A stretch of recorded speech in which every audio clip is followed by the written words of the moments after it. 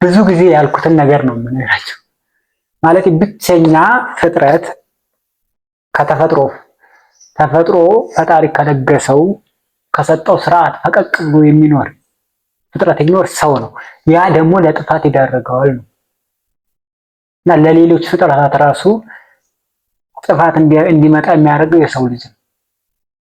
በተፈጥሮ ሕግ ውስጥ መኖር ስለሚያቀተው ማለት ውስጡ ቢነግረው ራሱ የራሱ ልብ ቢነግረውም አይቀበልም።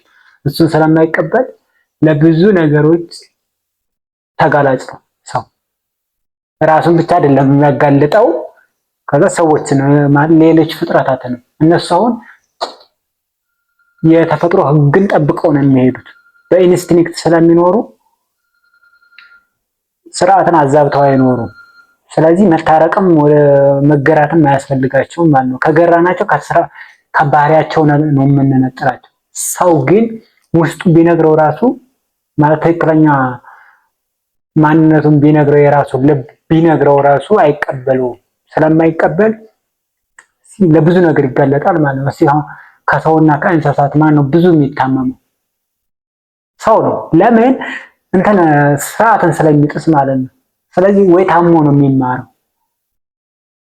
እንስሳት ቢታመም ወይ ከኛ ተዛምቶባቸው ነው እና ከተፈጥሮ ሕግ ፈቀቅ ባለን ቁጥር ቅጣት ይጠብቀናል። እሱ ቅጣት ደግሞ ማለት ይሄ ከዚህ ፈቀቅ ማለታችን ደግሞ ያመጣብን ጣጣ አሳያቸዋለሁ። ብዙ ነገር ይዞብን መጥቷል ማለት ነው። ከተፈጥሮ ሕግ ስንርቅ ጭንቀት ውስጥ ስለምንገባ ደግሞ እሱን ተከትለው ደግሞ ብዙ ነገሮች መጥተዋል ማለት ነው እና ብቸኛ ፍጥረት ሊገራ የሚገባው ፍጥረት ቢኖር ሰው ነው። እሱ የሚገራውም በራሱ ነው። ደግሞ ራሱን የሚገራው ራሱ ነው እንጂ ሌላ ፍጥረት አይደለም። ሌሎች ፍጥረትን የሚገራቸው ሰው ነው። ሰውን ግን ሌላ ሰው ሳይሆን የሚገራው ራሱ ነው የሚገራው። ሌላ ሰው ኢንሳይትሪ ሆኖ ይችላል የሆነ ፍንጭ የሆነ አዌር እንዲሆን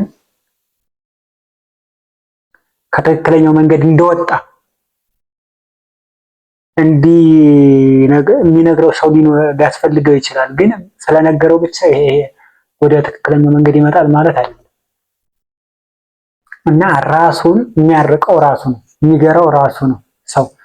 ሌሎችን እንስሳት ግን ስንገራቸው ከትክክለኛ ማንነታቸው ነው የምንነጥላቸው። እኛ ግን የሰው መገራት ወደ ትክክለኛ ማንነቱ ነው የሚመለሰው። የእንስሳት መገራት ግን ከትክክለኛ ማንነታቸው ወደ ሌላ ማንነት እንዲላበሱ ነው የሚያደርገው ማለት ነው።